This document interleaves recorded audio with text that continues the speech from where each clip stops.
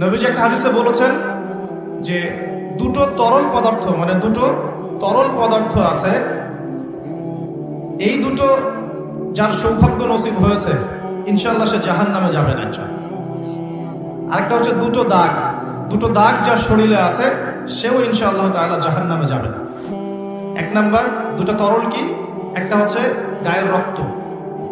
যে ব্যক্তি আল্লাহ পাকের দ্বীনের জন্য রক্ত দিয়েছে, আল্লাহ পাকের দ্বীনের জন্য, দুনিয়ার জন্য না, আল্লাহর দ্বীন প্রতিষ্ঠার জন্য যে সংগ্রাম করেছে, রক্ত ঝরেছে, এই যে রক্তের ফোঁটা মাটিতে পড়ার আগেই তার সমস্ত গুনাহ মাফ করে দেওয়া।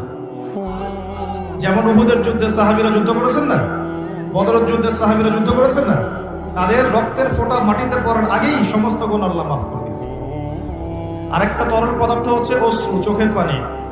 এই চোখের পানি যে ব্যক্তি আল্লাহকে স্মরণ করে গোপনে, নীরবে, নিভৃতে আল্লাহকে স্মরণ করে